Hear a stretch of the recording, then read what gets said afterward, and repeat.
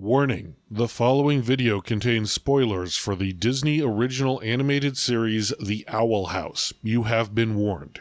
It also was made before Player Core 2 came out and so uses some class options from before the Pathfinder Remaster project.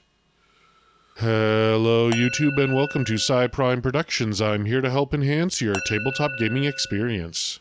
So, can I just say how much I love The Owl House? If you aren't familiar, The Owl House was a Disney animated series that aired from 2020 to 2023. It is composed of 2 seasons and then 3 45-minute specials that finished out the series.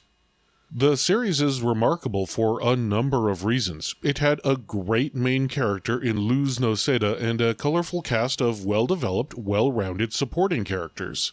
It had action, drama, comedy, romance, and most of all, heart. It stands apart as a great series that is some of the best representation of various different groups that I've ever seen on television, and I cannot give it enough praise.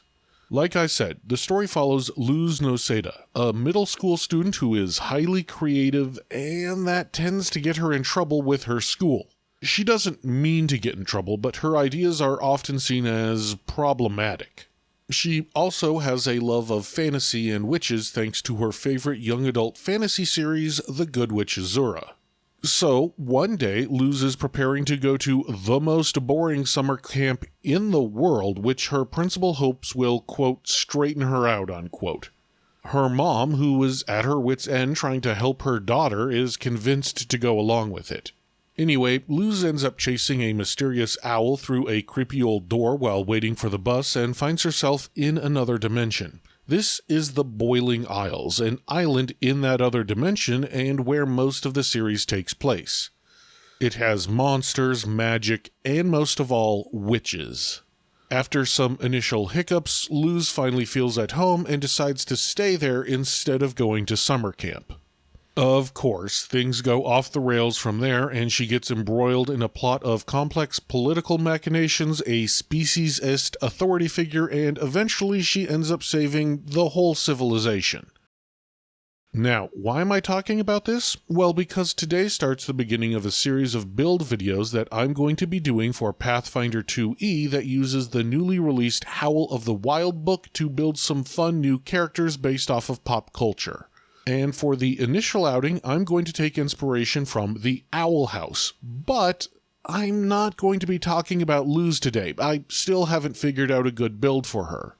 Instead, I'm going to be talking about her mentor. This is Eda the Owl Lady, a criminal, quote, wild witch, unquote, who operates outside the bounds of the magical laws of the Boiling Isles.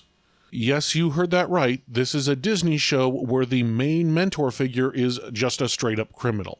Now, she does do some petty crimes too, but her big crime is that she doesn't conform to the very unjust laws about how to use magic in the Boiling Isles. You see, Eda is a witch, and in the universe of the Owl House, a witch is a species, or what we would call an ancestry in Pathfinder. They are mostly like humans, save for their pointy ears and the fact that they have magic bile sacs attached to their heart that let them cast spells. Now, Eda has a curse that occasionally transforms her into an owl beast, a massive, feral, owl-like creature that rampages around. She mostly has it under wraps, but when she loses control, it runs wild, and it is constantly reducing her magic. Eventually, the curse progresses to a point where she can't cast any spells anymore. However, in a Season 2 episode, she manages to talk to the embodiment of the curse in her dreams and learns that it isn't malicious, it's just kind of scared and confused. She makes peace with it, and the two decide to work together, allowing Eda to transform into this, a new form colloquially known as Harpy Eda. She can also transform into the full owl beast form too and maintain a modicum of control over it. And so this is the version of Eda that we will be making today. So we have our character concept, a woman that can transform into a harpy-like form and also a full-on beast. She can fly and fight pretty well while unarmed and unarmored. So, as always, we start with the ABCs of character creation, and A stands for ancestry. Now, Owl House Witch isn't an ancestry, so we are going to have to find a Pathfinder 2e stand-in. I guess witches have pointy ears like elves, but that's a pretty surface-level analysis. I mean, it's not like elves have a natural affinity for magic like witches do. Okay, but there's a lot of ancestries in Pathfinder 2e that can cast magic. It's not like witches have the extended lifespan of an elf. Oh, only 300 years until retirement. You know what? When life hands you an easy win, you take it. Screw it, I'm making Eda an elf. Elves have low light vision, the common and elven languages, a baseline speed of 30, and a one-time bonus of 6 extra hit points. I'm not going to use their typical attribute adjustments and instead go for the 2 free boosts and no penalties, and I'm going to put those boosts into strength and dexterity. There's not a great heritage for Eda, so I'm just going to choose Whisper Elf, which gives her some bonuses to her abilities to hear because, I mean, look at those ears. For the first level ancestry feat, I'm going to go with Elf Lore, which gives us training in Arcana, Nature, and the additional lore feat for Elf Lore. Now remember, in our system, elves are Owl House witches, so Elf Lore equates to witch ancestry lore. Moving on to B for background, there are a lot that could fit Eda. Criminal is the most obvious choice, but I'm actually going to go with Alkenstar Outlaw just for the mechanics. Alkenstar Outlaw is similar to Criminal in that it gives out underworld lore, but it also gives thievery instead of stealth, and Eda isn't really stealthy, but does talk often about picking locks and such. The background gives us a bonus to Dexterity or Constitution. I'll go with Dexterity, and there's a free bonus which will go into Strength. And now for our class. Now remember, Eda lost her ability to do magic by this point, so I'm going to go with Monk. I know, Eda doesn't look like a monk, but she runs around and gets into fights while mostly unarmed and unarmored, so yeah, Monk. Monks get a bonus to Strength or Dexterity. I'm going to go with Dexterity because Eda certainly seems more agile than strong. Monks get 4 plus their int mod number of skills. Eda already has most of the skills she needs for her build, like Arcana and Nature for magical knowledge, Underworld lore because she's a criminal, and Owl House Witch ancestry lore, so you can pick whichever extra skills you want. For the class feat, I'd pick something like Tiger Stance, which gives her an unarmed finesse attack that deals slashing damage because, look at those claws. For class features, monks get Powerful Fist, which lets them fight unarmed very well, the Flurry of Blows class feature, all that good stuff. There's also a bunch of other stuff that they get. I'll put that on screen now.